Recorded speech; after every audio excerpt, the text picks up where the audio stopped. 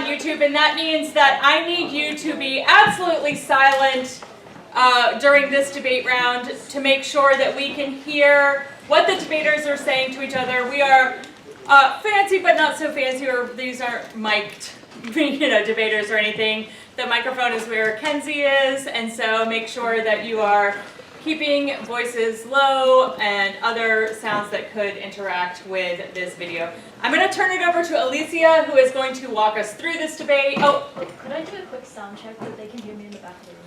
Oh, for sure. Okay, quick sound check. Can you hear me in the back of the room? Yeah. Awesome.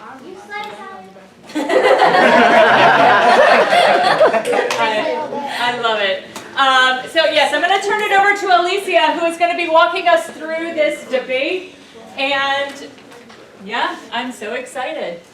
Okay, hello everyone. So like Christy said, we are going to be expecting all of you to follow this debate, but we are going to talk about it as we go through. This is going to be a whole round using the times that some of you are going to be doing on Friday. So if you haven't grabbed any paper yet, this is exactly the time to come up and grab it. If you want the blank paper, it's up here. If you want the paper with lines, it's over there. But as a reminder on how we're going to set up our flow before we start, we've all been flowing in different ways, so if you're just flowing on one piece of paper, that's fine. If you're using the template, that's fine. If you're like, I'm on a blank piece of paper and I leave space and we're doing 2 sheets, that's fine. There's only going to be 2 big arguments in here, so everyone, if you're doing multiple sheets of paper, you're going to need 2. One for the advantage and one for the disadvantage. And the way we're going to set up our flows is that if you are just flowing on 1 sheet of paper, if you're like, we have not talked about flowing on different sheets of paper in my lab, that's fine. We just want you to set up 1 piece of paper that looks like this, that has all the speeches laid out, these boards on the side that aren't on the camera, also just lay out what they are. If you're doing 2 sheets of paper, we want you to pull out the second one and label it with everything starting after the 1AC. You're not going to need this just yet, and we'll tell you when you need it. But make sure that you have a second piece of paper for the people who are doing 2 sheets of paper, starting with the 1NC and then doing everything else. But we're going to walk through this. I'm going to be flowing. I'm going to show you my flow while we go through the debate, and we're going to talk about it. I know that for some of y'all, flowing real evidence has been kind of confusing and hard, but you're going to listen out every time you hear them say "and" or "next" really emphatically. That means it's a new argument, and we want you to start writing things down. But whatever happens, do your best. As long as you don't give up, that's all we ask. And if you're in the totally tubular lab, you'll need 3 sheets of paper because you are expected to flow cross-sects as well. That's just for our lab, but yes. Yes, you should have 1 extra for when you're writing down what you think of the debate afterwards. I have climate advantage, counter plant, energy PA, and case. In this debate, we're just going to have the climate advantage, which is the case, so you can keep the climate advantage or the case flow, one of those, and the energy disadvantage. So those are the only 2 sheets of paper you'll need if you're flowing on more than 1 piece of paper. All right, I'm going to also, if you need paper,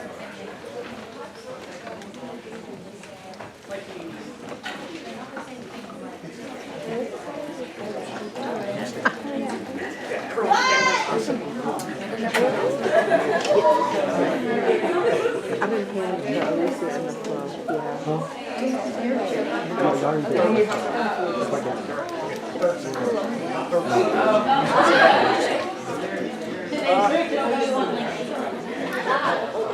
Miss Fowler, don't come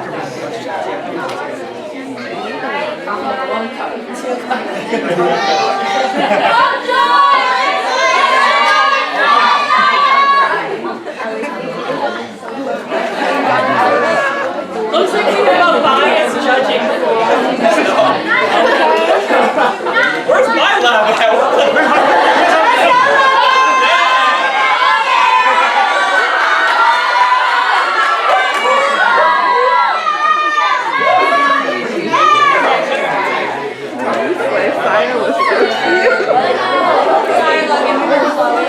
Oh, yeah, I'm sure. Alright, so we're going to get started with the 1AC in just a minute. So everyone take out that sheet of paper that starts with the 1AC. You can label it climate advantage or case, whichever you want. We want you to pull that out, get ready. That second sheet of paper, if you have it, you're not going to need it yet. But so everyone pull it out, get ready, do your best. Elysia, do you want us to stand up here or move to the middle? Or Stand up there. I'm just over here because I need the doc cam. But, yeah. So yes, we're going to hear the 1AC from Saya, and y'all will all hear from me after cross-X. hello, hello. Is everybody ready this morning? Nice. I can hear. That's because I was talking quiet, but I was asking, is everybody ready this morning? Yeah. Nice. Yes. Okay. Cool. Then we'll get started. Plan. The United States federal government should substantially increase fiscal redistribution in the United States by adopting a federal jobs guarantee through the Green New Deal. Contention 1 is inherency. The U.S. is falling behind. Drastic action is needed to lower carbon emissions and prevent a climate crisis. Cohen, 2023. The U.S. continues to fall behind in its climate targets. More aggressive policies are needed. Contention 2 is solvency. The Green New Deal will reduce U.S. emissions to net zero by 2030 by investing in renewable energy and creating millions of jobs. D'Souza, 2022. The U.S. must lead the way to reduce emissions because of its technological advancement and historical contribution to emissions. The main goal of the plan is to bring the U.S. emissions down to net zero and meet 100% of power demand, and create millions of jobs. This will be accomplished through the following actions: investing in renewable power sources, investing in industry to spur growth in the use of clean energy, and working with the international community. Advantage 1 is climate. First, we're running out of time to stop climate change. Only an immediate transition to renewable energy can save the planet for future generations. Climate change increasingly threatens the well-being of current and future generations. Our world needs climate actions. If we act now, we can still secure a livable, sustainable future for all. The science is clear. We must take immediate action to phase out fossil fuels. And second, the plan solves. By taxing emissions, the Green New Deal would increase the cost of fossil fuels, creating an incentive to transition to renewable energy. That's Brown and Amati in 2019. Low carbon affirmative. The economy could advance from fossil fuel dependence to low carbon alternatives. A clean energy approach motivated by carbon taxes would promote innovation, open up new markets, and produce a greener economy worth investing in. Low energy prices make it difficult for such alternatives to flourish. Raising energy prices would empower the transition to renewables and would cut carbon emissions significantly. Low carbon economy is likely to be stronger and more secure economy that also provides climate solutions. And third, the U.S. is key to global action on climate change. The Green New Deal will restore U.S. climate leadership and pressure other countries to reduce emissions. That's Holtman and Gross, 2021. 4 years of U.S. absence from the global climate community left a big gap in international leadership and credibility. Science suggests a goal of net zero emissions from the largest emitting countries by mid-century is necessary. Credible U.S. action is critical. U.S. actions can either dampen or accelerate global action. If the United States fails to make commitments the rest of the world views as serious, it will be harder to pressure other countries to take more serious action. Thank you. I'm ready for cross-examination. Wait, Diane.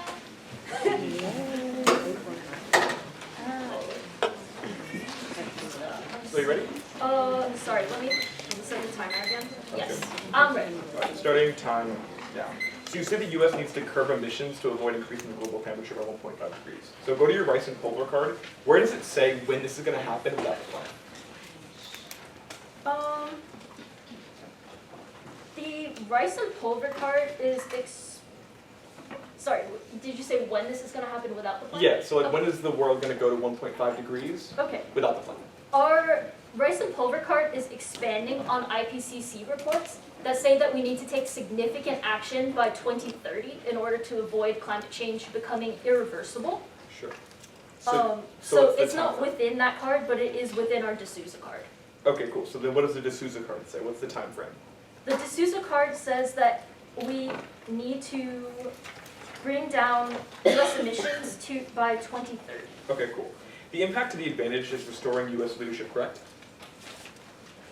It's restoring US leadership and also curbing our own emissions, which are the highest in the world. Sure. Can you explain the warrant for restoring U.S. leadership if your Holtman and Gross card already says that countries have already begun pledging more ambitious targets? Certainly. Our Holtman and Gross card specifically says that the US US actions can dampen global action as well as accelerating it. Right. So viewing US as inconsistent and unwilling to take action on the climate when we are the largest emitter means that even though a lot of countries have made agreements, they're unlikely to stick with them if they see that the US is being hypocritical and not also sticking to plans that will actually make a difference to climate change. Sure. The Holtman card was written at the beginning of Biden's presidency as a call to action for more environmentally friendly policies. But now we're at the end of his presidency and there's been an 8-year gap since the US has done anything with climate change. So my question is, since there's been no comprehensive policy, how will the US establish credibility after 8 years of nothing?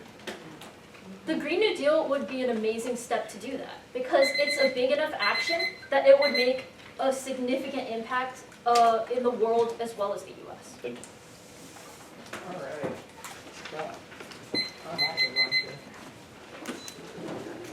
So I'm going to show you all my quotes, but some things that we might have noticed from cross-examination just then are that both of them were facing you all. They weren't looking at each other because in a debate, you always want to be looking at your judge.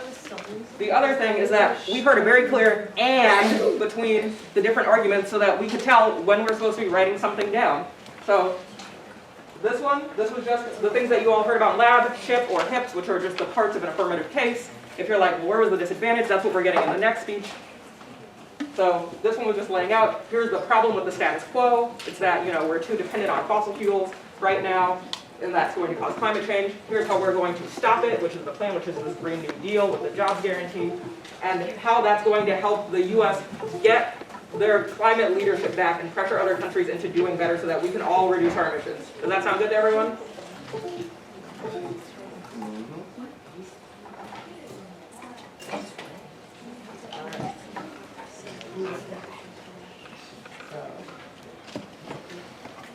So let's take a look at my flow. So if you're like, my flow does not look anything like this, where your lines, what's going on, that's okay. But on my flow, you see we've got a lot of shorthand here. We've got the plan. So we have that the United States federal government, that's the is going to increase their, I did for fiscal redistribution a $sign, and then I took a bunch of the vowels out of redistribution. And then for federal job guarantee and Green New Deal, I just abbreviated them down to their initials. And then as we go through, we can see that I left space between all my arguments. So it was like, ooh, here's the inherency argument, we leave some space, here comes solvency. Whenever there was an author name, I underlined it so that I would know this is a piece of evidence so that later on, when they talk about it, I'll be able to say, okay, yes, they are extending a piece of evidence that they read earlier in the debate. And overall, there were 5 arguments. We had an inherency argument, a solvency argument, and then we had 3 arguments on the advantage, which are also our harms. And when I ran out of space on the front, I flipped over to the back. So if you're like, whoa, my flow doesn't look like this, that's okay. We just want you to keep going. But do we all feel ready-ish to jump into the 1NC? Awesome. So for my people flowing on 2 sheets of paper, this is the part where we want you to pull out that second sheet of paper. Starting now, they're always going to give you a roadmap where they say, this is going to be the order for the speech. That's going to tell you if you want to have the second piece of paper we're about to use, which is for the disadvantage, or if we want the case flow, which is also our advantage flow that we just wrote on for the 1AC. So every speech, they're going to tell us which one comes first and which one comes second. Whichever one comes first, I just want you to put it on top of that other sheet of paper. And then they will tell us when to switch. So if you hear someone say, now onto the case, or now onto the advantage, that means we're switching from this new piece of paper to that first one. And when we start on the other sheet of paper and they say, now onto the disadvantage, we're going to do the same thing where we flip from this one to the other one. And you'll notice they're only going to tell you that once in the speech. They're not going to jump back and forth. So it'll be easy for you all to tell. And if you just listen out for when you hear papers flipping, that might also give you a little bit of a clue. But as a quick reminder, our disad is going to be everything about uniqueness, link, impact. That'll be on this piece of paper. And then when they start saying things against all of the things that Saya said in the 1AC, that's when we're going to switch papers. All right? And if you have a second color, this is when you should also pull out that second color.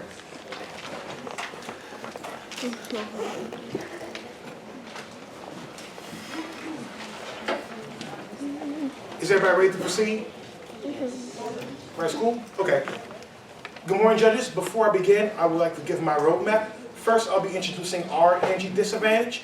Then, after that, I'll be going back on case to answer all of the on case arguments that they presented in their 1AC. Everybody ready? Okay. First, the energy disadvantage. First, uniqueness. Energy prices are declining now. U.S. natural gas production is at an all-time high. The fever is now breaking. High natural gas prices have pushed U.S. natural gas production to record highs. Gas prices are headed to new record lows. And, link, the planned shift to renewable energy will cost trillions of dollars. The impact is energy poverty. Low-income, minority, and rural Americans won't be able to keep the lights on. That's Holly 2019. The Green New Deal will cost $16.3 trillion. It fails to address a real and urgent problem, energy poverty. This disproportionately impacts minority, low-income, and rural communities the most. And, next, the impact. The impact of the disadvantage is global U.S. energy gas exports, reduce emissions, and help grow the economy. The planned shift away from fossil fuels will trap billions into poverty. This is Holly 2019. Natural gas is the future of U.S. and global energy production. Since 1970, America has reduced the 6 key harmful pollutants by 73%, while still growing our GDP by 262%. Through our leadership in energy production and environmental protection, the United States is in a position to lift billions out of poverty in developing nations and sickness by exporting our natural resources. Next, I'll be going back on case to the climate advantage. The plan is, first, for about inherency. The plan is unnecessary because the status quo is already solving the issue of climate change. Between already having legislation in the books and cleaner energy potential with other sources like natural gas, the plan will unnecessarily incur the negative impacts in our dissent without solving the problem. Furthermore, the status quo solves. The U.S. is already taking action on climate. This is Colin and others 2022. When President Biden rejoined the Paris Agreement, the United States indicated its intent to lead the world in tackling climate change. The Inflation Reduction Act may change this. This law represents the single largest investment in climate action in the U.S. history and will profoundly alter the international landscape. And, next, their plan does not solve for climate change for a variety of reasons. First, other countries' emissions far outweigh the United States emissions, and this plan does not involve those countries. Secondly, the status quo already advocates for the use of natural gas, and natural gas's reduced emissions output has been key to solving climate change. The plan removes this from happening. And the U.S. is not key. Other countries' emissions outweigh. This is International Energy Agency 2022. The rebound of global CO2 emissions above pre-pandemic levels have largely been driven by China, which has increased their output to 750 million tons between 2019 and 2021. The emissions increases in those 2 years alone in China more than offset the aggregate decline in the rest of the world in the same time period. Furthermore, CO2 emissions in India rebounded strongly to rise above 2019 levels. Lastly, climate change is not an essential threat. We can adapt. This is Lomberg 2022. We are not on the brink of imminent extinction. We've made substantial cuts in indoor air pollution. Analysis by experts show that we have likely become much better in the future. Climate change will have a negative effect, but it will be pale in comparison to the positive gains in the century ahead. The cost of climate change, if we do nothing, will be less than 4% of global GDP. For most economic sectors, the impact of climate change will be small. I now stand ready for cross-examination.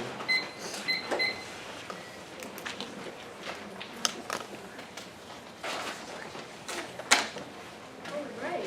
Are you ready? I'm ready. First, energy decide, how do you know that prices will increase for natural gas specifically? Your plan directly calls for the ending of any fossil fuels. I believe that is in your own, let me go back to your evidence. In your own card, it says that the plan explicitly calls for the end of natural gas, a fossil fuel, and given that natural gas is a fossil fuel, then that means prices will immediately go up given that you are calling the end of that use. Okay. Recent price hikes due to dependence on Saudi Arabia and Russian oil have caused a lot of instability in the energy market. Why wouldn't having energy independence through something like a plan lower our prices overall? Well, in our evidence, we didn't talk about Russia or any other countries having natural gas exports or production. We talked about how America uniquely has strong natural gas production insofar that we export our natural gas globally and help lift billions out of poverty. So Russia, I agree that while there is instability in Russia's market, that will not impact the prices for us when it comes to us making natural gas both domestically and abroad. Okay, thank you. Your Holly card discusses energy poverty as something that's happening now in the status quo. Why would doing the plan make a difference to that if energy poverty is already occurring? Well, once again, given that your plan explicitly calls for the end of the use of natural gas and other fossil fuels, that will only call to exacerbate the issues that we see. Our plan is going to, not our plan, but the status quo is eventually going to reduce the amount of energy poverty that we have, but any disruption to that will cause it to be exacerbated in the future. Thank you. One more question. Holly also touts statistics about 6 key pollutants being lowered. Which pollutants would those be? While I may not have an itemized list of all the pollutants, we can still show that compared to 1970 natural gas, we are still cutting down emissions. Thank you. All right, so we just had our 1NC. We can see that we had some arguments about this disadvantage, which is now a new reason why not that the plan's not going to do all the things the affirmative said, but that it will cause some separate bad thing to happen. And we got arguments on the case about why whatever size in the 1AC is wrong in general. So we're going to look at my flow again. So the way we did this for my people who are using multiple sheets of paper is we have this new sheet of paper where we have our uniqueness, link, impact. We're leaving space again. We're using some abbreviations, like I used UQ for uniqueness. And then everything that John said after saying now back onto the case, we have on this separate sheet of paper, and you can see that it's next to the stuff from the 1AC. We've told you before to number things. The reason that's going to be important after this speech is that we're going to start hearing line-by-line debating. If you haven't gotten to that yet in your lab, don't worry too much about it. But for people who have been talking about doing line-by-line, we're going to start to see that on the advantage flow in this speech. So you're going to hear Joy specifically say which arguments from John's speech she is responding to. So you might hear her say things like off of 1NC1 or off of 1NC2, but also listen out for things like they said this, but we say that. And on top of that, you might hear some of these arguments are kind of similar. So you might hear that some of them are grouped. So having the numbers will help us tell, okay, this argument is going to go next to this argument on my flow to see which ones were answered and which ones weren't. When she goes to the disadvantage, we're not necessarily going to hear that language because she doesn't have to respond to every single thing that John said against the disadvantage. But we will see later that Logan is going to make sure to respond to everything Joy says against the disadvantage. So for this one, try to see for the advantage flow if you can line up the arguments. And on the disadvantage flow, just make sure that you number everything. And we'll also probably start to hear overviews after this. So if your lab has talked about flowing overviews and leaving space at the tippy top for that, you're going to use this space at the top before your numbered arguments to flow that overview. And then when she says, now onto the line-by-line debate, or something like that, that's when you're going to start looking at those numbers again. So for people who are like, what are you talking about? Don't worry too much about it. For those of you who have been working on this, this is where you're going to start flowing things line by line. All right.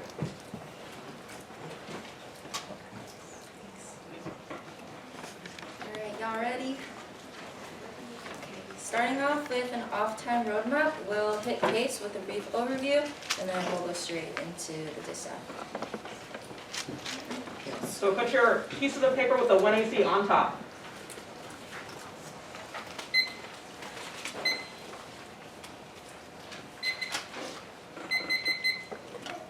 Let's go ahead and get started. Starting off with the overview, the US is falling behind on the climate crisis. It won't meet its goals under the Paris Climate Agreement. That's Cohen in 23. Our plan solves. The Green New Deal guarantees two critical things. Number one, investment in clean renewable energy to reduce the use of fossil fuels. And number two, this investment will create millions of high-paying green jobs. That's D'Souza in 22. Our case outweighs the disadvantage on magnitude. First, the disadvantage holds an impact of energy poverty, but without the AF, the world is looking towards existential crisis. Everyone dying is worse. And second, the climate emergency risks a global catastrophe. This is from Roberts in 19. We are deeply within a climate emergency. If we go into a runaway climate effect, the damage may be between 100 trillion and the loss of civilization. If we don't solve the climate crisis, we can forget about the rest.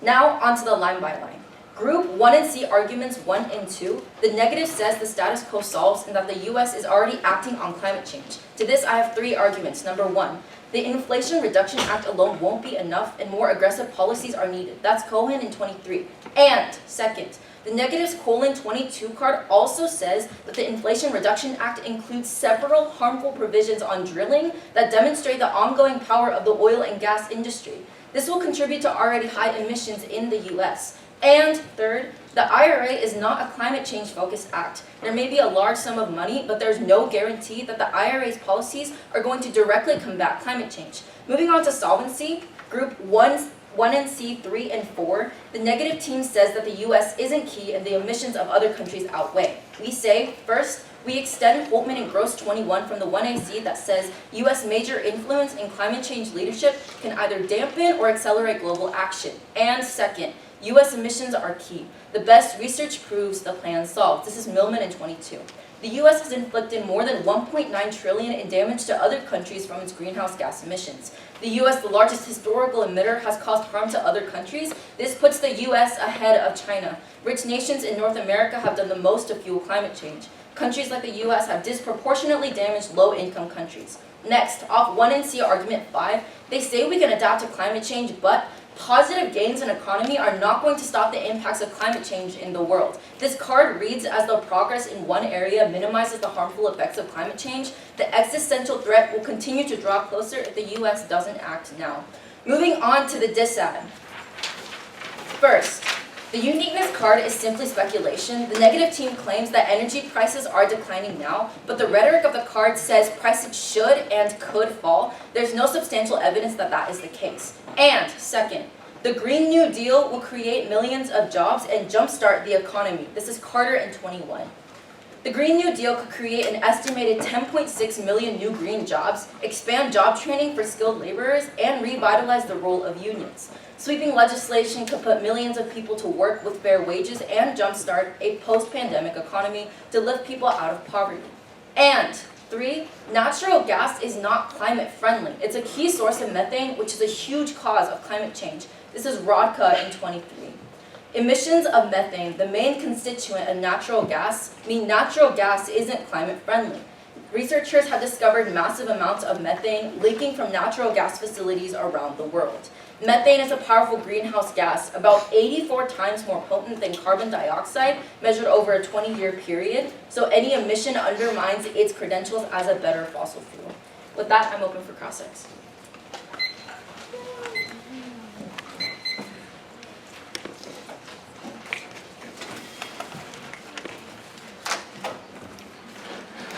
Is everybody ready? That's good, it's fine.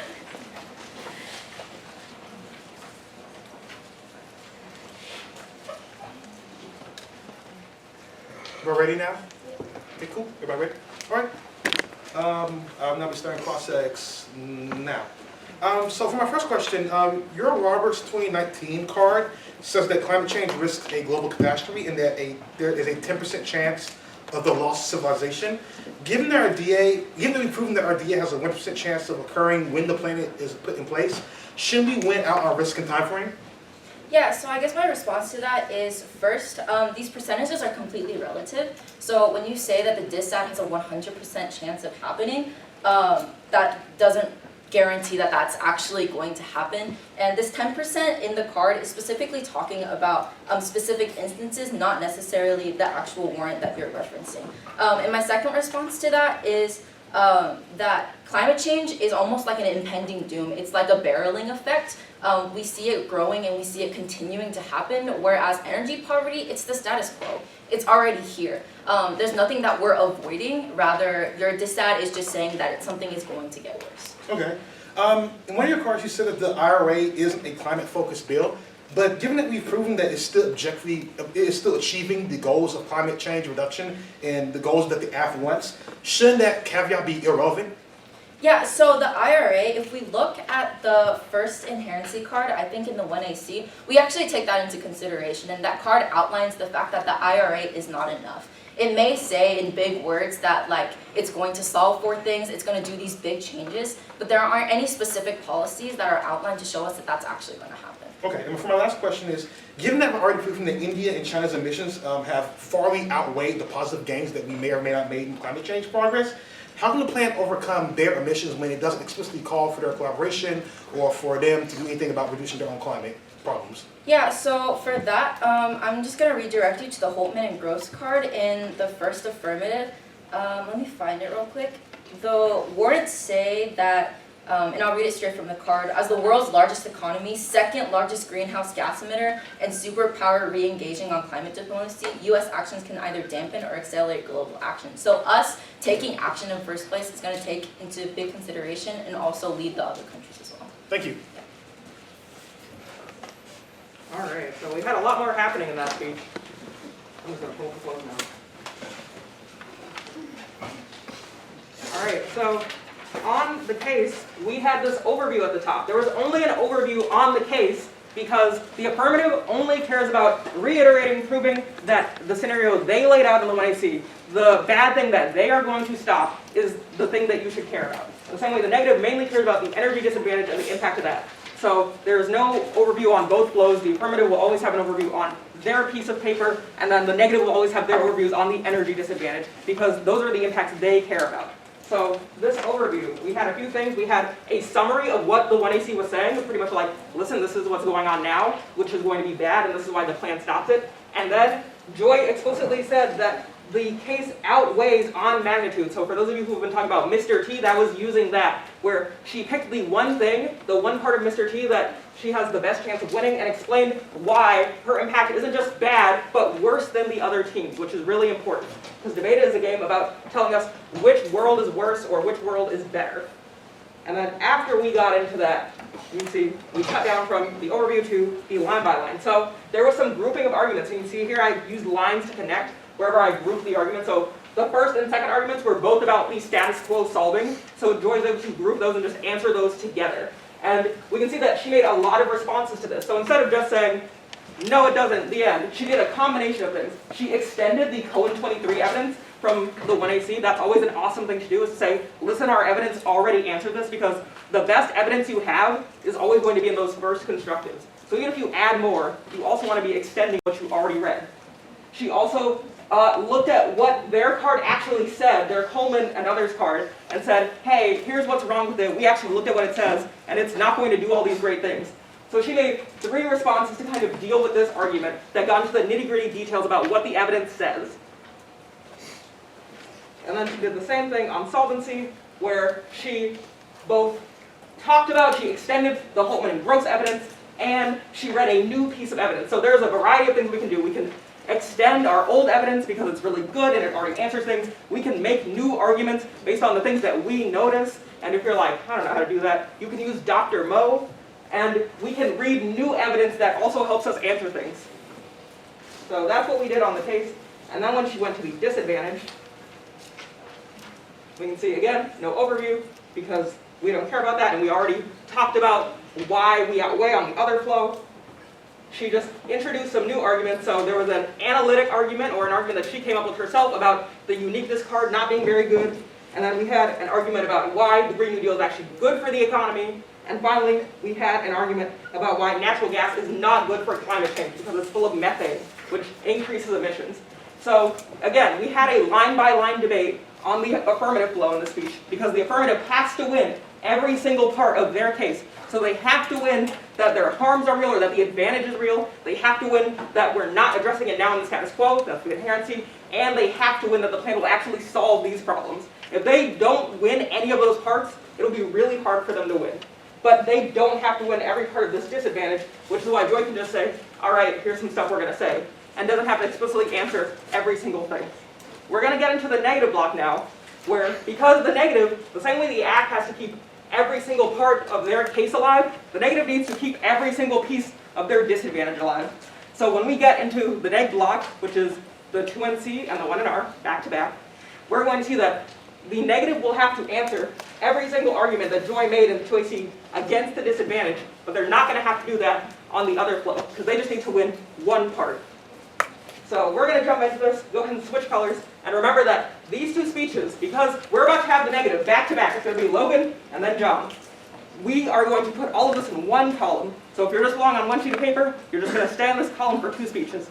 If you're on 2 sheets of paper, you're going to notice that they're going to split the block. Does anyone remember what is splitting the block? All right, Lily.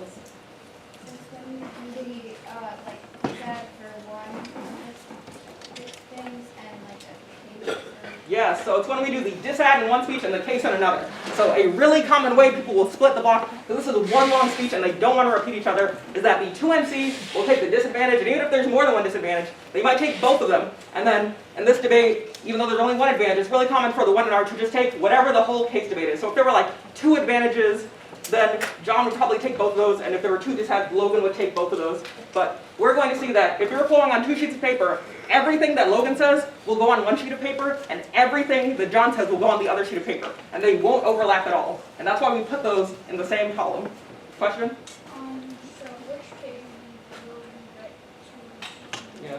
Okay, I'm going to spoil this speech and tell you, Logan is going to be taking the energy disadvantage. So for this speech, we are only going to need our energy disadvantage flow, which is the one that we started in the 1NC. And you don't even have to look at the other flow for this speech. And also, we're going to have our last cross-X after this. After this, there's no more cross-X. Any other questions before we start the negative block? All right. Elysia kind of covered it already, but just so everyone's clear, I'm going to be starting off on a DA overview, and then I'm going to be moving onto the line by line. But I'll let y'all know when I'm going to do that. All right. No one is not ready. I'll get started now. On the DA overview, starting on impact calculus. The impact of the disadvantage is energy poverty to those least fortunate. Extend our Holly 19 card, which explicitly explains that increased prices cause those below the poverty line to be impacted most by the plan, trapping them in poverty. The plan causes the impact because of our second Holly 19 card, which proves that the passage of the plan and the subsequent expensive energy costs that they advocate for trap these people in this poverty due to the increased price to consumers. Vote neg because the DA outweighs their case. First on magnitude. The minimal amount of climate change prevented is less of an impact than the millions of people who will be trapped in poverty. My opponents say that because their impact is an existential risk, it is more important, but pushing millions into poverty is also an existential risk. Furthermore, they don't respond to the Lohnberg 22 card that John read in the 1NC.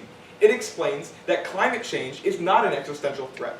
Even if you believe that climate change will bring something negative, the economic and technological development will outweigh. Second, on risk. Our Holly evidence is very explicit. It explains that the plan will directly cause harm to those below the poverty line as soon as it passes. And the affirmative's only response to this not happening is the potential chance of job creation. We outweigh on risk because the likelihood of the neg's impact happening is guaranteed, whereas the impact of reducing emissions or creating jobs is very unlikely. Third, on time frame.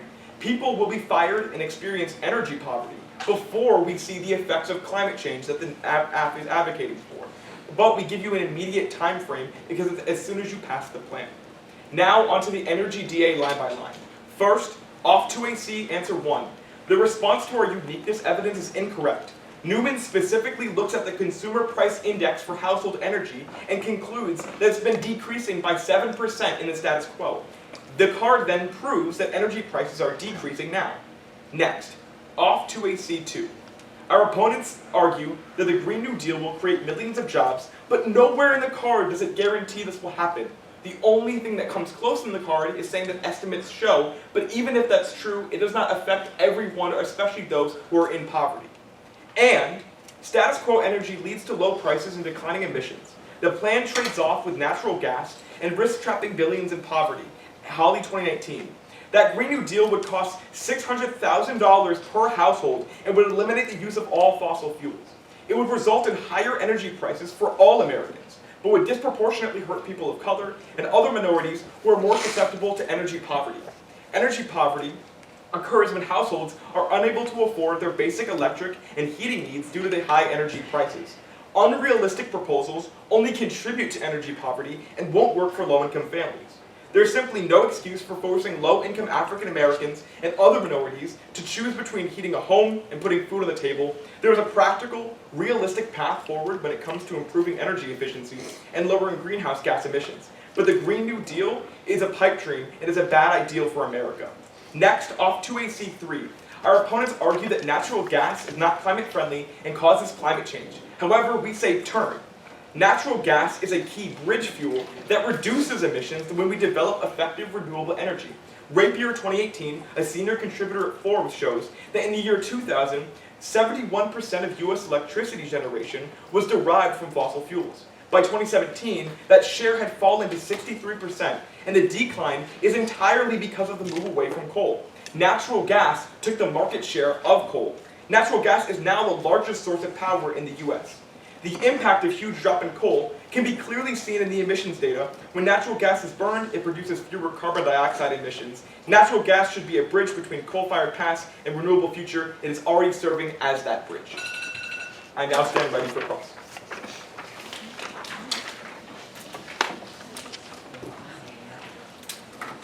Good? Yep. Alright, let's go ahead and get started. So your card about natural gas talks about how it's a bridge fuel, but what exactly is it bridging to? Yeah, renewable energy, right? So we talk about solar, wind, and other types of renewable energy that's only possible through the facilitation and the de-emphasis on certain fossil fuels. All right, and so how long is it going to take to get there? Sure. I think the scope of this debate is whether or not the plan should happen, right? So in your world, there's no available bridge to any renewable technology. And so as a result, debating like when exactly it's going to happen isn't really important. Instead, we're saying a world in which we pass the plan, we are guaranteed to have no bridge. Whereas in the world of the negative, we are sure to have that bridge and evolve to renewable energy. So in the world of the negative, you say that it doesn't matter to debate how long it's going to get there, but what happens when this bridge runs out? What do you mean? So let's say that we don't put a time frame on how long it takes to get to renewable energy. Sure. How long is it going to take for natural gas to run out and that bridge is no longer there? Yeah, so most of the times when we transition from one source to another, it's not because of like we run out. Like when we transition from coal, Rapier is very clear. Like it wasn't because we ran out of fossil fuel or coal, it's that we wanted to reduce emissions. So the debate on when natural gas is going to run out isn't really how policy works in this field. So it's not how policy works, but obviously natural gas also has its limits. Sure. How long are the prices going to stay low then? Maybe it won't run out, but how do we know that the prices aren't going to spike right back up? Yeah, so our evidence is pretty clear, right? It says that right now, due to the transfer from coal to natural gas, we saw a decrease by 7% of energy costs for households, right? And so as a result, you guys have to come up here and give me a time frame that says, no, it's actually going to increase. We're saying we should be favoring the status quo, which is already seeing a decline. So if a previous transition is what caused these prices to go down, then what's the promise that it's not going to come back up? Because we're going to continue to decline, right? We're continuing to bridge to renewable energy, which is going to continue to decline the prices. That sounds great. Thank you. Thank you. All right, so I'm not going to pull the flow because it's going to look similar to the last one, but in this speech we'll see that it was very similar to the first half of Joy's speech, where we started with an overview that says, hey, here's what's going to happen. We saw Mr. T. We saw all three parts this time.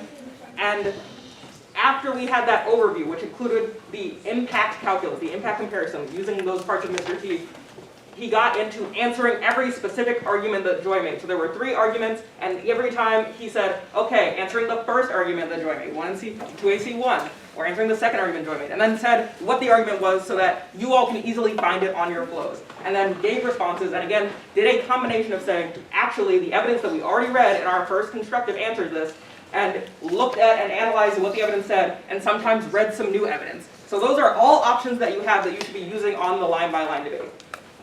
The second half of the Joy speech is what John's speech, which we're about to hear, is going to look more like, where there's not going to be an overview because we're going to the other piece of paper where the negative doesn't have to win everything.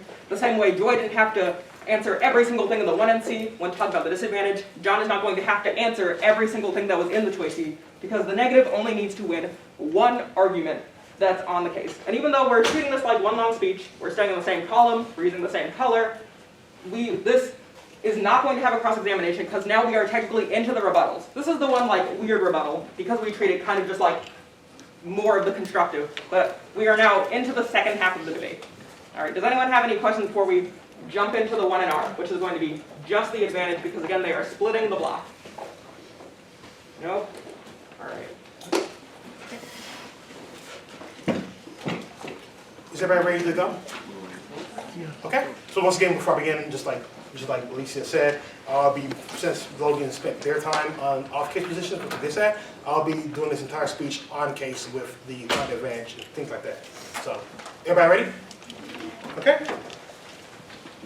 Starting in 3, 2, 1, go. Now back on case. Judge number 1 back to inherency. Judge, extend our 1NC 1 and 2.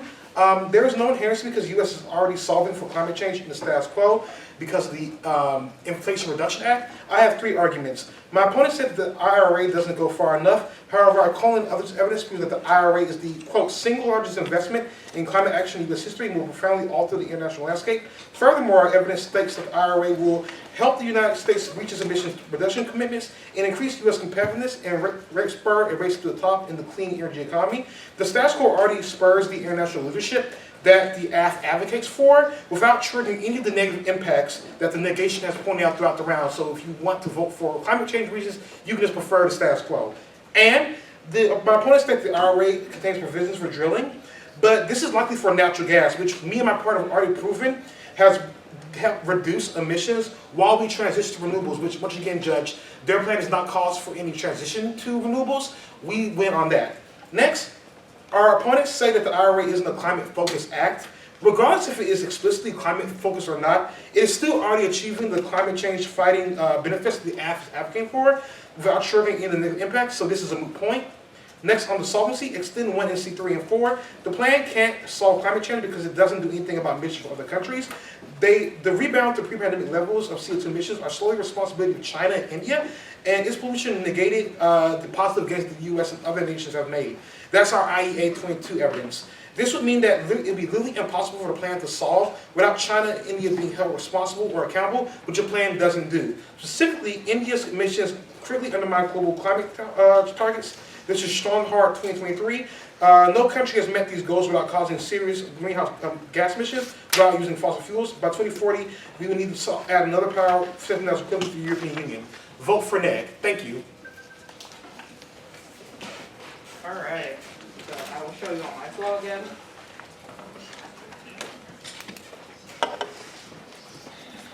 All right, so on this one, we see, again, we have no overview at the top because it is not John's job to answer every single thing here.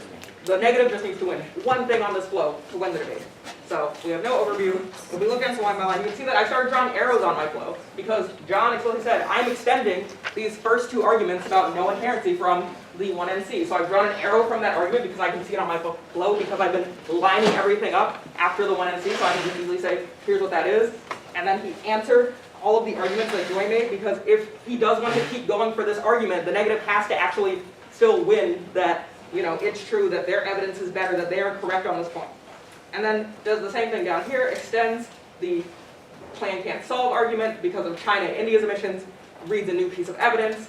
So that's how we can keep track of those. And then you might have noticed that there was this 5th argument that was in the 1NC about how climate change is non-existential threat because of the we can adapt to it, which was the Lomberg card, and that wasn't extended. But that's not a problem here because if Joy had not answered it in the 2AC, that would have been really bad. But it's not something that the negative has to extend. So the negative has the flexibility on the case flow to just go for what they want. And when we get to the next speech, we'll see that Saya has the flexibility to choose, and probably should, and we'll talk about more in a minute, of just one argument or one or two arguments against the disadvantage instead of trying to go for everything. Because in debate, we don't have time to do everything. So the goal is not to extend every single argument every time, but it's to, as things go on, pick and choose, especially in these rebuttals, what arguments you think are the strongest and keep going for those. Because again, your job is to keep your stuff alive. So for the act, that's the advantage. For the neg, that's the disadvantage. And to poke at least one good hole in what the other side is trying to defend. So does that sound good to everyone? Yes. All right. Let's take a break for questions also. Now that we're halfway through the debate, really into the rebuttals. Does anyone have any questions about anything that's happened? Any of the arguments that have been made? Yes. You mentioned that we don't have to, that they don't have to extend in every single one to pick 2 or 3, as long as it's been extended by the second speaker and they're constructive. Is that right? They don't have to answer every single, or extend every single thing if it's not the argument that they introduced. So the negative doesn't have to extend every single thing on the advantage, and the affirmative does not have to extend every single thing on the disadvantage. Yeah. Olivia, did I see your hand up before? Did you have a question? But it's fine. I mean, this is the perfect time to ask a question if you have one. You said that we weren't going to use the energy GA one, but we ended up doing that anyway. I said we weren't going to need it for this speech, and we didn't. All of the arguments were specifically against what Joy said on the advantage. So everything that we just did was about this climate change advantage, what Cy introduced in the 1AC. It was an extension of the no inherency arguments. Those were the first two 1NC arguments against the case. And then an extension of those no solvency arguments, which were the third and fourth arguments against the case. So we were on this sheet of paper the whole time. Even though the energy DA got mentioned in terms of, oh hey, my partner mentioned on the other flow that natural gas is good because it's a bridge fuel.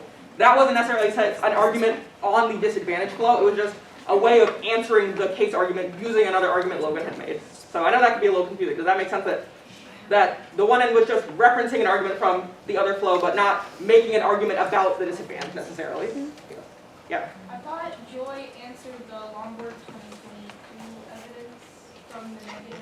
Yes, I would agree with that. That's one reason why flowing is really good. And I can tell that you're flowing. Good job. So the affirmative could come back. If they had tried to go for this, we're extending that there's no impact to climate change because we can adapt, and they didn't answer it. They can come back and say, yes, we did, Judge. Look at your flow. And then if I were the judge, I'd look at my phone and say, oh, yeah, they did. And that happens all the time in debate where someone's like, they didn't answer this argument. And then I look at my phone and I'm like, yes, they did. And then the other team might say, yes, we did. And then I'm like, yep. But yes, so we haven't had any big arguments dropped so far. Any other questions about anything we've seen? Or just, is anyone like, I don't know what's going on with like what this dissent is saying or what the advantage is saying that we want to talk about before we get into one of the more technical speeches of the round? Oh, yes. Could you clearly state which column we're going to? Could you say that again for me? Could you clearly state which column we're going to for each argument? We're always going to be in one column for the speech. So the speech that we just did, we were in the 2NC/1NR column. That's the one and only time in the debate, just these two speeches where we put two speeches in the same column. But in general, we're always moving over. So when Cy was speaking before, we put that in the 1AC column. I'll put that over here. So we were in the 1AC column when Cy gave their speech.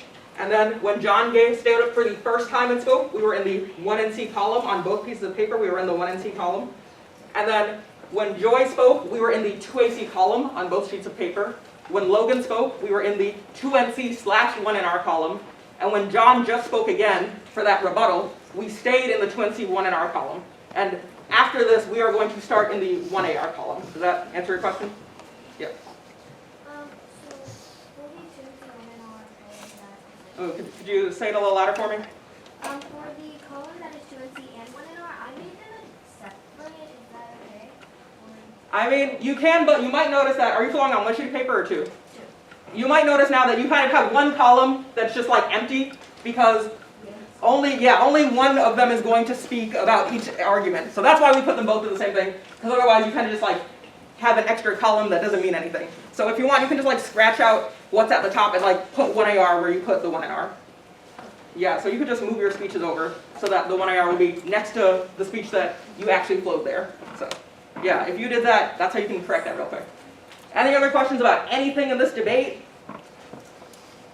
No? Okay. Then the next speech that we're going to get into is the 1AR. This is what a lot of people consider the hardest speech in the entire debate, because the negative just got to have 2 speeches in a row, and now the affirmative has to come in and answer every single thing that the 1AR said against the case, keep it alive, and extend some strategic arguments against the disadvantage. Because the 1AR has less time, because again, our rebuttals are shorter than our constructives, what you all are going to see is, on case, the order you all may have noticed, when the affirmative speaks, it's always the advantage first and then the disadvantage, and when the negative speaks, it's always disadvantage first and then the advantage.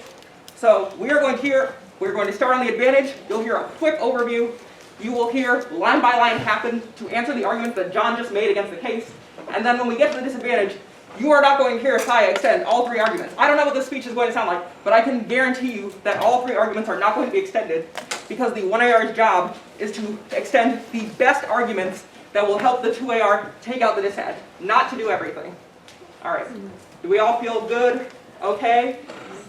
All right, so, Saya's going to tell us the order, but I'm just going to tell you where to put your pieces of paper. Take out the one where you have the 1AC, put that on top.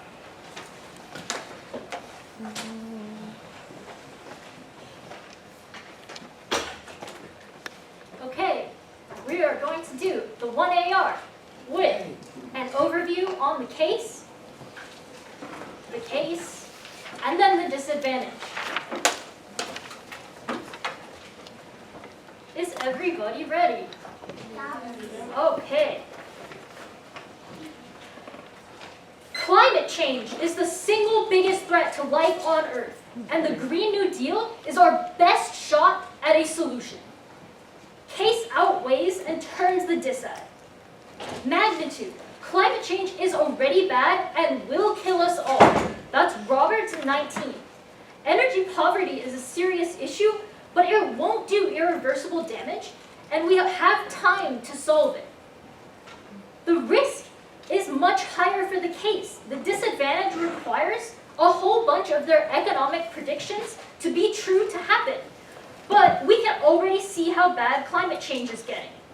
Climate change will destroy the global economy and result in far worse poverty and inequality than energy poverty. That's Carter in 21. The Rodka evidence on the dissad is dropped. Methane from natural gas will kill us faster than if we just kept using other fossil fuels. This turns the disadvantage and means voting AF is your only option. Case. First, we're going to extend the Cohen 23 evidence. The IRA itself is not enough. All of their arguments about the economy and lack of jobs are solved because our plan literally involves a jobs guarantee. Cross-apply the Rodka evidence again from the disadvantage. Rodka says that continuing under the IRA will just flood the atmosphere with methane. The AF is to support the economy while we're transitioning. And they dropped our argument that the Lombard evidence is only talking about the economy. We need to have, onto the dissad. The Rodka evidence wins here. When we transition, there is no transition in their bridge fuel. It's just continuing to spit methane into the atmosphere forever. All right, so we just had our 1AR. You will notice we spent a lot of time on the case. We had an overview. We went to specific arguments that we heard. We had specifically the Cohen evidence extended from the 2AC. It was in the 1AC and then it was extended again in the 2AC. And we're going to extend it again. In an ideal world, in a debate, you will see that a lot of evidence that's in the 1AC, you will see come back into the 2AC. And then it will be in the 1AR. And then it will be in the 2AR. When you all are talking about the rounds with your lab leaders later, you'll notice that when we talk about how to vote for a round, how to decide things, we look for arguments that have been there throughout the debate. The same way I was drawing lines before to say, or drawing arrows to say, this is an extended argument. An argument that has not been extended throughout the debate, we don't care about as much. So we haven't gotten into the final rebels quite yet. We're about to. But when you all are thinking about who won this round later and talking about it with your lab leaders, look for, when you're picking the key arguments where you say, I voted because I thought this argument took out the disadvantage, or this argument took out the case, or they definitely answered this correctly because they extended this throughout the debate. Make sure that it was actually in every speech. It's okay if it wasn't in the 1AC necessarily, if it's, say, something against the disadvantage, because the affirmative answers against the disadvantage come in the 2AC. But look for something that, if you look at your flow, you can see this argument has been here the whole time. They have said it in every speech. If Saya had not said extend that Cohen evidence, Joy wouldn't be able to use it in the 2AR later, because we only care about things that have been there throughout the debate.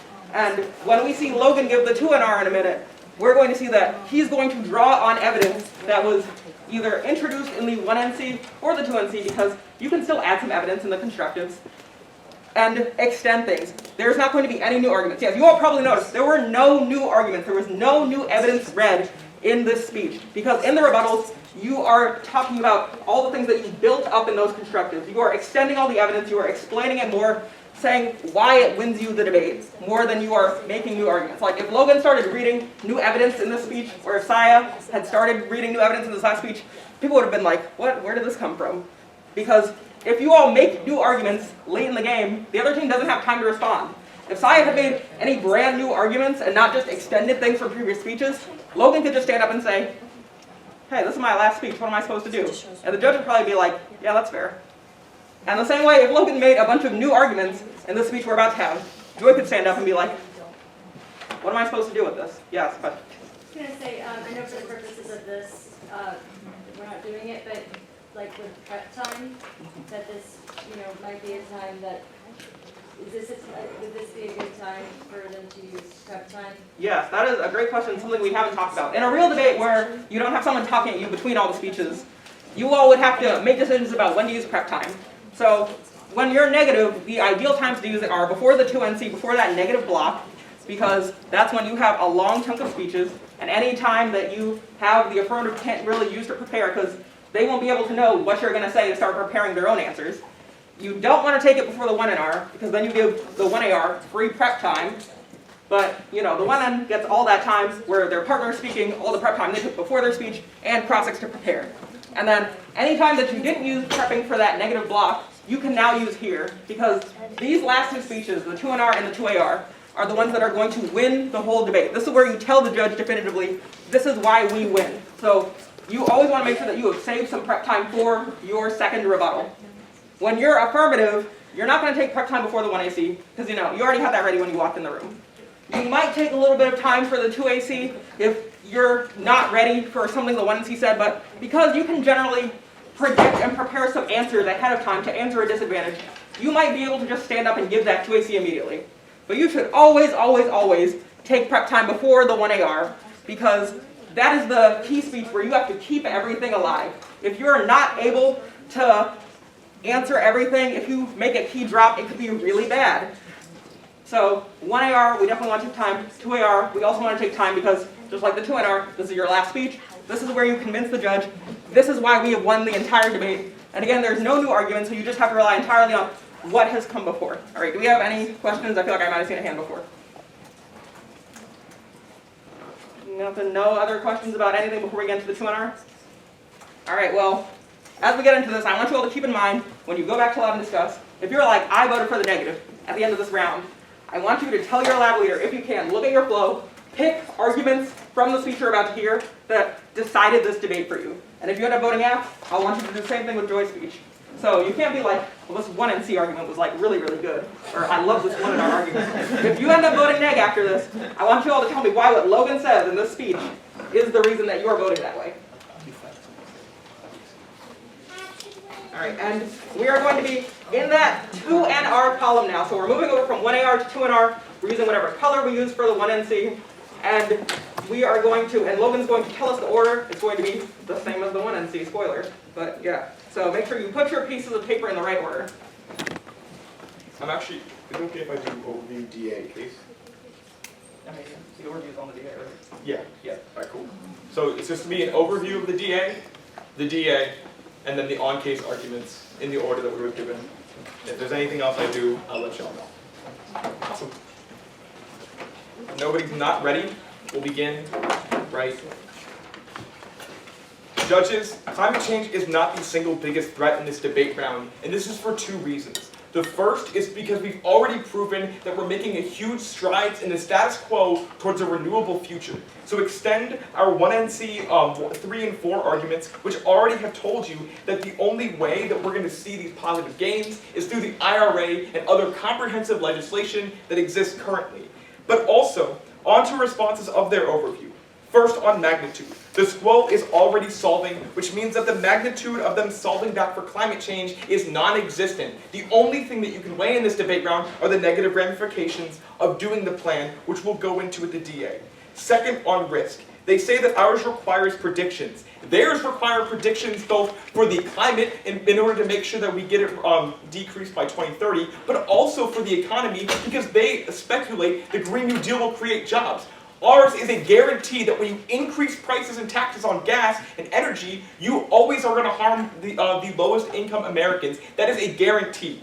Lastly, on time frame, they say that like Radka, methane will kill us faster. Read through the Radka card. Nowhere in it does it say that methane kills faster. It just says methane is not an eco-friendly solution. We are not saying that methane is eco-friendly. Remember our turn and our rapier evidence, which is what you should prefer in this debate round for two reasons. The first is because it proves that the only way to build to renewable energy efficiently is through natural gas. And second, because methane releases less fossil fuels into the atmosphere than coal. Onto the energy DA, our entire DA goes really unresponded to. So you're going to extend our Holly 19 that says that if you pass the plan, you immediately penalize those who are in poverty, trapping them in poverty forever. Lastly, go on case. On solvency, extend 1NC 3 and 4. They cannot solve climate change due to the emissions of other nations. This goes cold conceded, which means they don't have any advocacy for solvency. We vote neg. All right. So let's talk about what we just saw. So Logan spent a lot of time explaining the round as a whole. Of like, here is the big picture story of why you are going to care more about this disadvantage than the story they are telling you all about climate change and the Green New Deal. And then he does Mr. T again to say, this is why we are comparatively worse than our impact is comparatively worse than the other teams. And then because there wasn't a lot of the 1AR only responded to this only extended this Radka card. Logan can, mostly because he's already talked about the Radka card versus the rapier card in his overview, he can kind of move on to the case. So in case you were a little confused, like, wait, so what's the answer to Radka? It is extending that rapier evidence. So, and he said, look at the card. So something that people sometimes tell judges to do is to explicitly read through a piece of evidence, and then a judge might say after the round, okay, I actually will read this piece of evidence before I decide the round. And let what you actually read tell you that you should go for us and you should prefer us. So Logan is telling us that if we actually go and read that Radka card that's in your packets, we will find that that they are the ones winning this debate about whether or not natural gas is, good, is a bridge fuel that will help us help us solve climate change. Does that make sense? Yeah. And then on the case, you can see that he made a strategic decision. So I will just give you all a little spoiler. Your lab leaders have chosen to strategically drop some things to show you all why it's really important to do the line by line. So we can see that.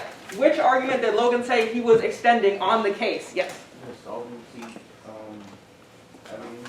Yes, he is extending this no solvency evidence that was initially introduced in the third and fourth 1NC arguments and then extended in the 1NR, saying that because of other countries' emissions, there is no way the US alone, through the plan, can solve for climate change. So because this wasn't in the 1AR, Logan has chosen to focus on this instead of trying to debate out whether or not the status quo solves. So even though he still mentioned those, he doesn't have an extended debate about it the way the 1NR responded to every single thing on that debate.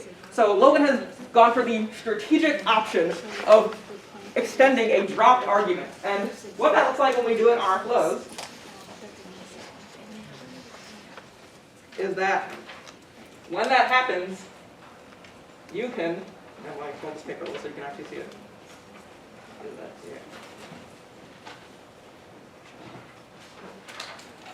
The document camera doesn't want to work with me. All right, well, what we would be able to see is that next to that argument from the 1NR is blank. And then Logan makes this argument that extends it in the 2NR. So I can just draw an arrow and it doesn't go through anything. And because I see it's not crossing through any other argument, I can say, yes, he is correct that this is a conceded argument. I should care more about it than maybe some other things where they're debating out who's winning it. Does that make sense? So similarly, you will see when Joy stands up to give this 2AR, we're going to have an overview again that explains, listen, listen, listen. At the end of the day, this is the big picture of why solving for climate change is more important than their energy poverty impact. There's going to be talk about this argument that was extended to the 2NR on the case, and then she is going to extend a key argument that is easier to win against the disadvantage. Not try to go for every single thing that has been in the debate against the disadvantage. Does that sound okay? So, the same way I told you with Logan, I want you to pick an argument he made if you're voting nay and explain why it wins you the round. If you end up voting affirmative at the end of this round, I want you to pick an argument that Joy made, or multiple arguments that Joy made, and say, this is what won them the debate for me. This is how a lot of judges do make their reasons for a decision, or RFDs, is that they look at these last two speeches and they say, this is why you won the debate. In terms of, they look at typically the scenario that you laid out in your first constructive. So, the climate advantage, the energy disadvantage. Are you winning that? Is there an impact that will happen if I don't vote for you? And then, does the other team have an impact? And then if it's like, okay, yeah, both teams have impacts, they look at those Mr. T debates, the impact calculus that they've been doing in every speech in these overviews after the 1NC. So if both sides are winning that something bad will happen, we look at how they've been explaining whose impact is worse to determine which one we like. So if at the end of this, you think something bad will not happen if we don't vote for one side, you can vote for the other team. If you think both of their impacts are going to happen, your RFP should be something like, which one is worse and why, based on what they said in their overviews in the 2NR and the 2AR. Again, you can't be like, oh man, that 2AC overview was like really good, and I think they outweigh. So these last two speeches determine, do they both have an impact, something bad that will happen if we don't vote for them, and then if they do, who is winning the Mr. T debate? Does that make sense? All right, with that, I will give it to the 2AR, unless you want some more time? No, I'm good. All right, yep. And again, we are now in our last column. There are 2AR column, switching back to whatever column you flow the 1AC in.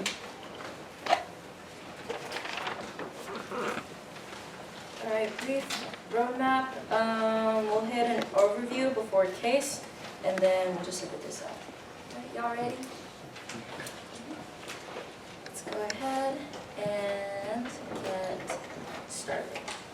Starting off with the overview, the plan is our only option. The affirmative's impacts of irreversible existential risk outweighs the negative impacts of energy poverty on magnitude. They have absolutely no warrants explaining their risk analysis, and their magnitude is just the status quo. It's already here. But climate change will make everything so much worse. Let's compare worlds in which the app exists and where it doesn't.